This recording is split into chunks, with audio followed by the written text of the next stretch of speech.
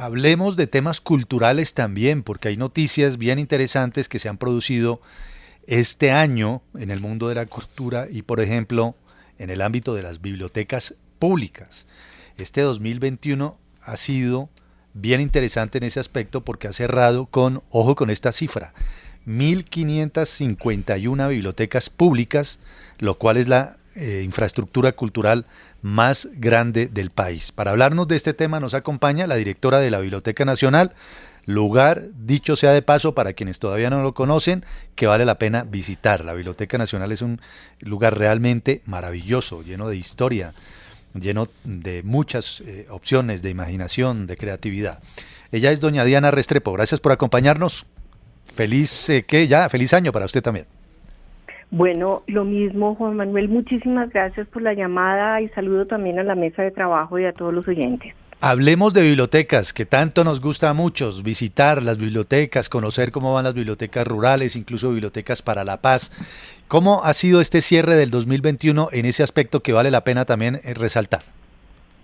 Bueno, pues ha sido un buen año. Tenemos de la Red Nacional de Bibliotecas Públicas 1.551, el dato que dio, de las cuales hay datos muy bonitos, 22 son departamentales, 176 rurales, 32 en resguardos indígenas y 5 en comunidades afro.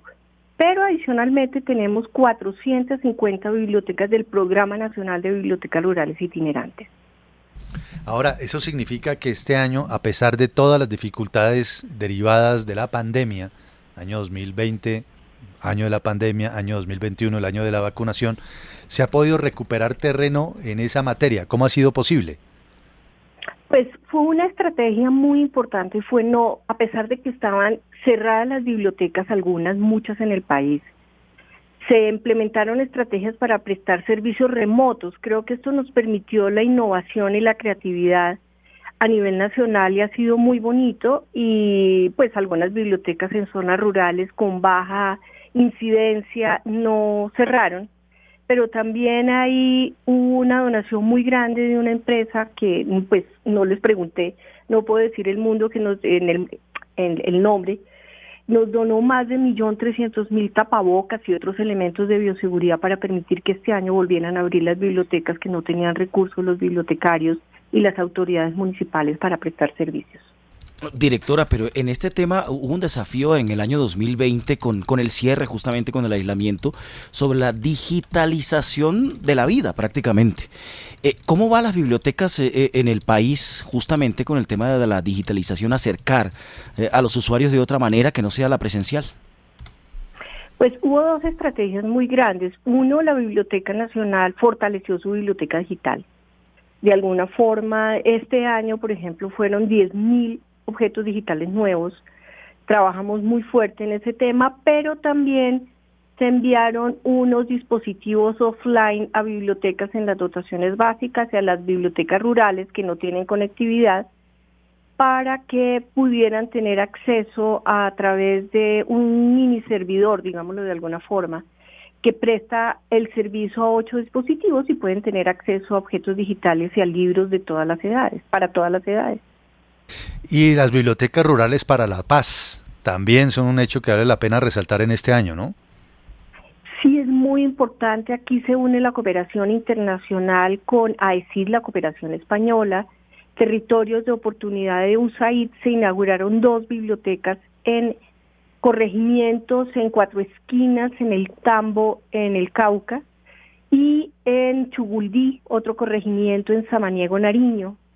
Y se acordó, que eso de pronto no lo saben, que vamos a tener 2 nuevas bibliotecas, una en Sardinata y otra en Teorama, en el Catatumbo. ¿Qué características particulares tienen esas bibliotecas? Es decir, ¿qué hace que esas bibliotecas sean distintas de las otras que hacen parte de la red pública, de las otras 1.551? Estas bibliotecas tienen la particularidad que se han diseñado los servicios bibliotecarios de mano con las comunidades. Eso es muy importante. Ellos nos dicen qué quieren, qué mobiliario, cómo lo van a prestar los servicios. ¿Qué libros les interesan eventualmente también? Sí, nosotros tenemos libros diferenciados, tenemos una lista básica urbana y otra rural, porque sabemos que los libros deben ser diferentes. Claro. ¿Y qué intereses particulares hay en esas bibliotecas rurales? Por ejemplo, a manera de curiosidad. Hay mucho interés en emprendimiento, hay mucho interés en temas de fortalecimiento de todo lo que son los temas agrícolas, los temas de... hay algo muy interesante de empoderamiento de las mujeres. Hay mucho liderazgo femenino, todo lo que tiene que ver con fortalecimiento de esos temas son temas de, digamos, ellos piden eso.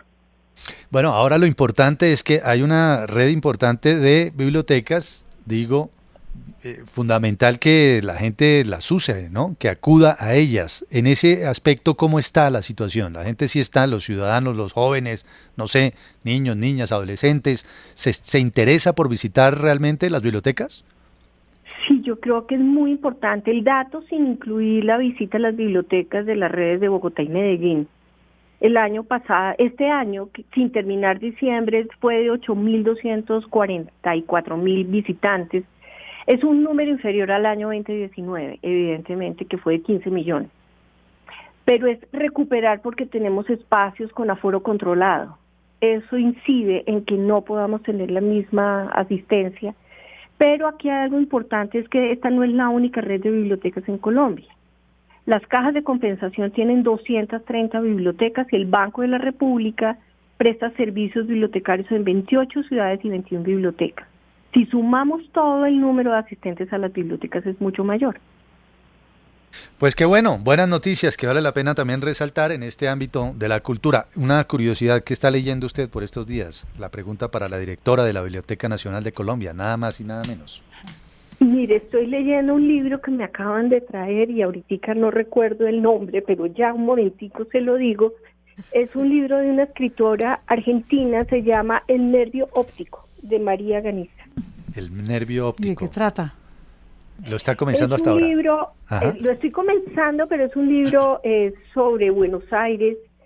Llevo muy pocas páginas, voy hasta ahora en la página 15, pero un libro muy interesante sobre el contexto de la ciudad argentina. Buenos Aires, perdón. Qué bueno. Bueno, muchísimas gracias. Bienvenida siempre aquí a RCN Radio. Muchísimas gracias y feliz año y lo mejor en el próximo año. Lo mismo para usted, es Diana Restrepo, directora de la Biblioteca Nacional. ¿Hace cuánto que no va a una biblioteca, Carlos? Mucho, hace mucho, debo confesarlo. Ajá, pero es una maravilla ir, ¿no? Sí, aunque en concordancia con la pregunta que le hice a la directora Restrepo, creo que debe estimularse pues a la par con la visita que se deben hacer a las bibliotecas, ese contacto digital justamente para que no se pierda en eventos como el que ocurrió en el año 2020 con el aislamiento. Uno debe ir de la mano con la digitalización, ¿sí? de la visita a las bibliotecas, que ya ocurre también en muchas partes del mundo. Cambian las pantallas o cambian las formas de leer, pero hay que estimular la lectura desde las distintas posibilidades, no solamente la presencial en la biblioteca, sino las digitales. Juan Carlos Iragorri propone aquí un ejercicio. ¿Qué están leyendo los integrantes de esta mesa de trabajo? Kelly. Yo estoy leyendo un libro que me regalaron que se llama La Confesión de la Leona, que es de un portugués. No sé si usted ha leído algo de Mia Couto. No. Jerusalén, es muy bonito ese libro. Estoy bien. leyendo ese, está bueno, sí, Bueno. chévere. ¿Usted, Yanelda? Estoy leyendo El milagro antiestrés del doctor Carlos Jaramillo, que estuvimos viendo, Sí. como comentando algunos días con usted, y otro libro de la mano de él, que es todo el tema relacionado con la buena alimentación, porque es que la pandemia nos trajo eso, Ajá. cuidarnos, autocuidarnos. Sí. ¿Usted, Juan Carlos, qué está leyendo? Me estoy leyendo un libro que acaba de editar Taurus que se titula Los europeos, 3 vidas y el nacimiento de la cultura cosmopolita. Es de un historiador Orlando inglés Figes, que ¿no? se llama Orlando Figes, un libro interesantísimo porque es la historia de Turgenev, el famoso escritor ruso, que estaba enamorado de una cantante de ópera que se llamaba Pauline Viardot, que estaba casada. El marido de ella sabía que Turgenev estaba enamorado de esta señora, pero la historia es que alrededor de esta relación cuenta el autor cómo en el siglo XIX, cuando empezaron se inauguraron las líneas de trenes, por ejemplo, entre Bruselas y París, empezaron a abrir teatros en distintas ciudades y cómo se fue, en cierto modo, extendiendo la cultura europea por todas las ciudades, por Madrid, por París, por Bolonia. Entonces, alrededor de una historia de amor, de una historia de 3, cuentan cómo se construyó la cultura europea del siglo XIX. Una cosa que parece una novela y es un libro verdaderamente fascinante.